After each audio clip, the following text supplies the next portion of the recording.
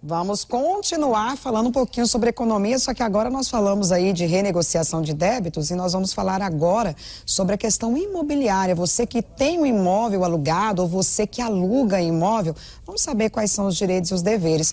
O setor imobiliário é uma área complexa e em constante evolução.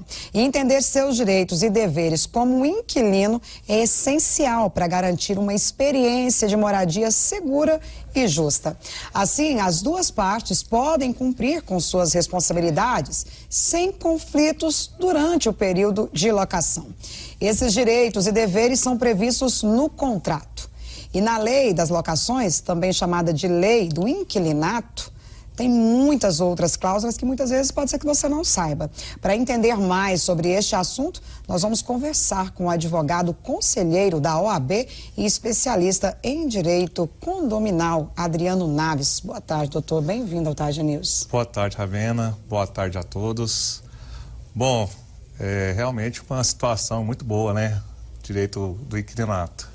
Exatamente. E quais são os direitos básicos que todo inquilino precisa e possui ao alugar uma propriedade? Bom, antes de responder essa pergunta, eu gostaria de falar da lei do inquilinato, né? É uma lei federal, é uma lei número 8.245 de 91, que ela regulamenta as relações da locação.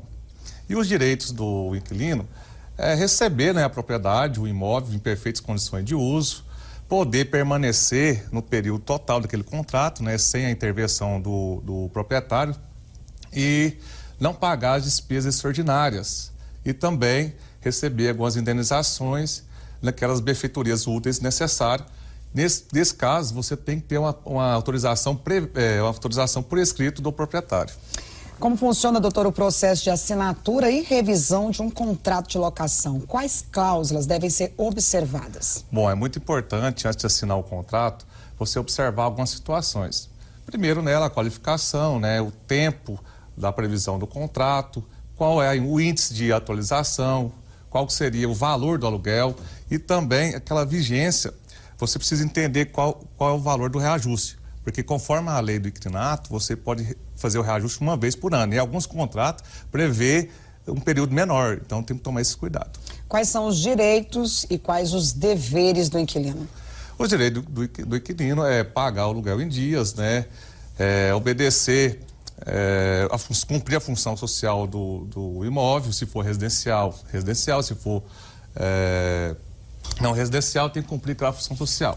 E também pagar o aluguel em dias, obedecer às normas e regimento do condomínio. Tem alguns imóveis são dentro dos condomínios, então você precisa obedecer o regimento interno e a convenção.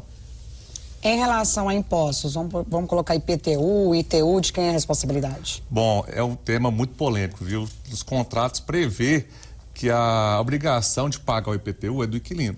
Porém, se o contrato não prevê, a obrigação do proprietário. Mas a própria lei do inquilinato, ela prevê a situação de você deliberar esse assunto no contrato. O que o dono do imóvel pode fazer legalmente, né, em relação a atrasos aí do pagamento do aluguel? Principalmente se for 3 parcelas ou mais, porque a gente sabe que quando é um financiamento bancário, se ficar devendo, né, já pode entrar aí com busca e apreensão do bem. Com relação ao inquilino, como que fica a situação? Bom, na medida que o inquilino ele atrasa no primeiro dia, o proprietário ele já pode sim notificar, né, pedir que regularize aquele valor. Não sendo regularizado, ele pode notificar, né, no prazo de 30 dias para que ele desocupe aquele imóvel.